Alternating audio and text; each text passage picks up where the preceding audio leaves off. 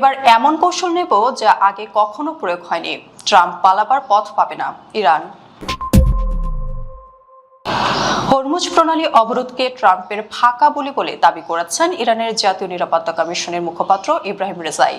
তিনি আমেরিকাকে সতর্ক করে বলেছেন, পরিস্থিতি সামরিক দিকে মোড় নিলে তেহরানও জবাব দিতে প্রস্তুত। নিজের এক্স হ্যান্ডেলে ইব্রাহিম রেজাই লিখেছেন, এটা বর্তমান পরিস্থিতিকে আরো জটিল করে তুলবে এবং যে বাজার পরিস্থিতি নিয়ে তিনি ক্ষুব্ধ তার এই সিদ্ধান্ত বাজার পরিস্থিতিকে আরো অস্থির করে তুলবে।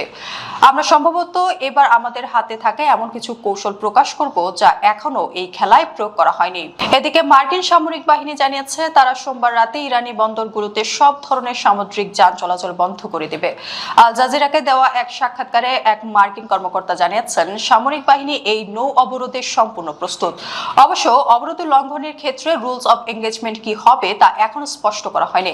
ওই কর্মকর্তা জানান, প্রেসিডেন্ট ট্রাম্পের সিদ্ধান্ত অনুযায়ী যতদিন প্রয়োজন এই অবরোধ অব্যাহত থাকবে। ইরানের সশস্ত্র বাহিনী আন্তর্জাতিক জলসীমায় এই নিষেধাজ্ঞাকে জলদস্যুতা বলে অভিহিত করেছে।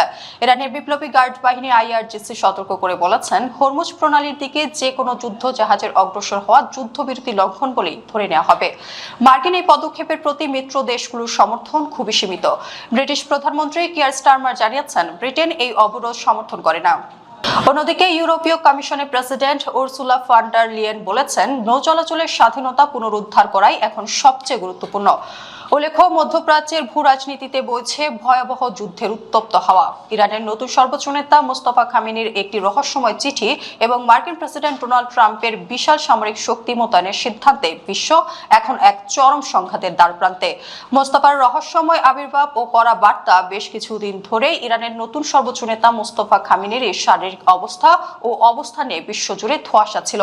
এমনকি মার্কিন প্রেসিডেন্ট ডোনাল্ড ট্রাম্পও জনসম্মুখে সন্দেহ প্রকাশ করেছিলেন যে মোস্তফা আদৌ জীবিত আছেন কিনা।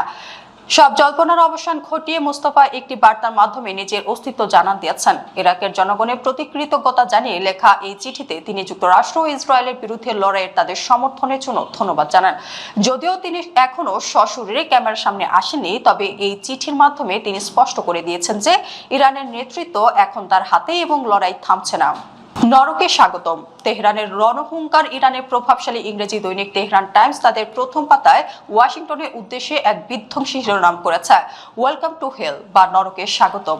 সেখানে সাফ জানানো হয়েছে, যদি কোনো মার্কিন সেনা ইরানের মাটিতে পা রাখে তবে তারা কেবল কফিনে করেই নিজেদের দেশে ফিরে যাবে। এই বার্তাকে বিশ্লেষকরা ডোনাল্ড ট্রাম্পের প্রশাসনের প্রতি ইরানের সরাসরি ওয়ার টোন বা যুদ্ধের হুঙ্কার হিসেবে দেখছেন।